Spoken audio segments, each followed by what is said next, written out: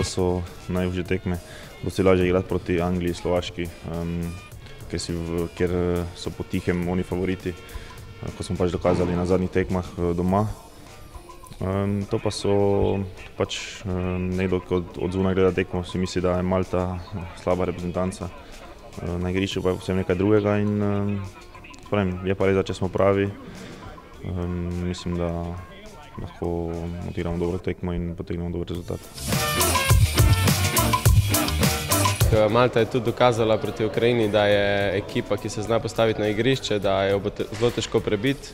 Imeli smo že nekaj težav na Malti, ki smo jih rešili in bomo probali zdaj z neko našo prepoznavno igro, z kratkimi podajami streti njihov odpor in iti na 3 točke.